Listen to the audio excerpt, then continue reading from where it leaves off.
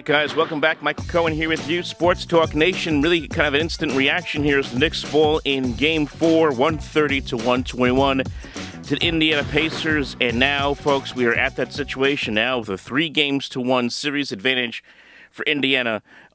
Let's just be honest. This series, in all likelihood now, is over.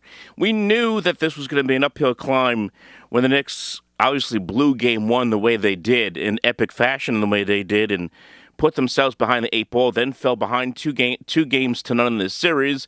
And we all know the stat that no team, as I mentioned in the last video, no team that has lost the first 2 games at home in a Eastern Conference final has come back to win that series. The Knicks needed to win tonight to make a conversation point that they could possibly do the unthinkable and pull this out. But now, after losing this game, really was a frustrating game for the Knicks because it felt like they were always in this 7 to 8 to 9 point hole. And even when they closed the gap, let's say to a couple of points, and they even had like a 12 to 2 run at one point in the fourth quarter, it just never felt like they were going to make that full throttle comeback. Indiana always had an answer, whether it be Tyrese Haliburton with a big 3, or whether it be Pascal Siakam, who just went off in the fourth quarter. Indiana just seemed to always have an answer for the Knicks in this game. And, you know, game 3, game the Knicks won, everyone praised what the Knicks bench did, okay? In this game, the bench was pretty silent. Yes, Josh Hart did have 12 points off the bench, but he's mostly a starter anyway. You take a look at the other guys off the bench, not much was going on there. Miles McBride, who had a huge Game 3, very quiet here in Game 4. So the bench didn't have a great game, whereas comparing to the Pacers, man, their bench was incredible. Benedict Mathurin, my goodness, 20 points off the bench, including 10 for 11 from the free-throw line, 5 of 8 from the field. He was incredible. You had 5 points from Obi Toppin, who just is loving beating his old team. And then T.J. McConnell, he had 6 points off the bench, and that just assisted Siakam, who put up 30, and Haliburton, who put up 32, just assisted those two guys in dominating this game. And it really was a frustrating game because there were so many points in this Game 4 where the Knicks had chances.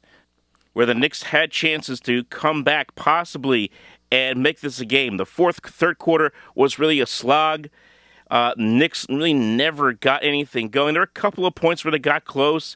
You know, Jalen Brunson hitting a couple of free throws mid to late part of the third quarter where the Knicks got within 6 points thinking, okay, maybe they can get something going here.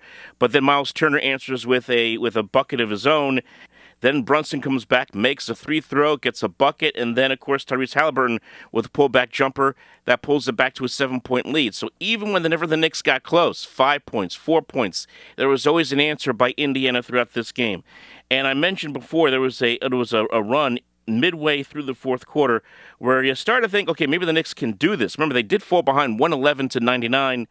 In the 111-96, rather, in the fourth quarter, when Siakam was going off with shot after shot after shot, including a 24-foot three-pointer with 9:53 to go, that made it a 111-96 game. But then the Knicks just started to rally. They started to pull themselves back into this thing, and at one point, they get this thing down to 115-109. Remember, they were down 111-99, so they have a nice 10-2 run. But then Siakam hits a three-pointer. Mikal Bridges answers that with a 3 of his own to get the Knicks back to within 6. But then Tyrese Haliburton another big 2, and that makes it an 8-point game. And you knew at that point, with about 3:40 to go, 3.5 to go, it was pretty much over. And the Knicks really never really got out of that hole after that.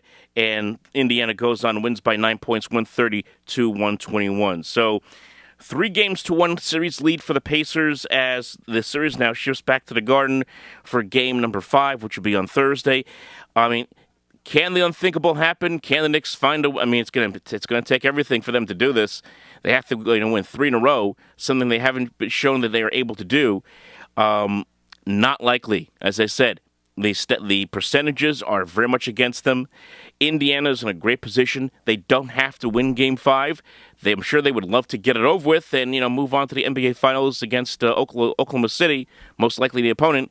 But they don't need to win Game 5. They're kind of a situation where the Knicks were in against Boston, where the Knicks had a 3-1 series lead. Didn't need to win Game 5, ended up losing it in Boston, and then came back Game 6. The Knicks trounced the Celtics, remember, in Game 6, just to get to the Eastern Conference Finals.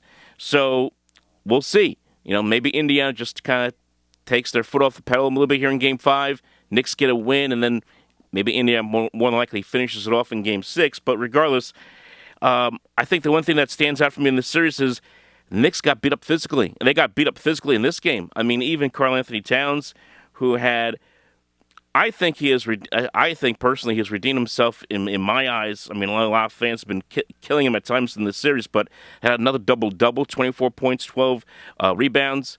He got beat up in this game. He's, he is limping around the court, getting smashed into the ground, smashed onto the floor.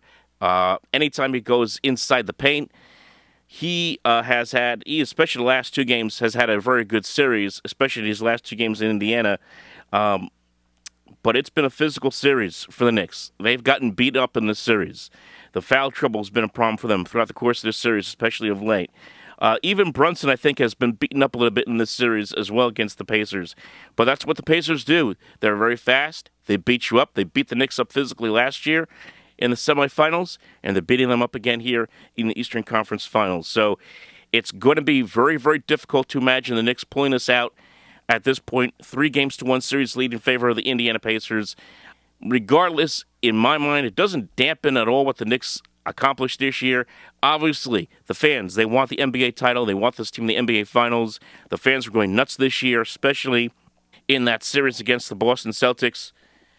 But unfortunately, barring a miracle, it looks like it's gonna come to an end here in the next couple of games, 1 or 2 games coming up here.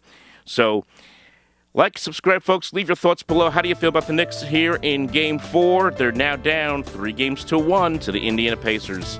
We'll talk to you next time.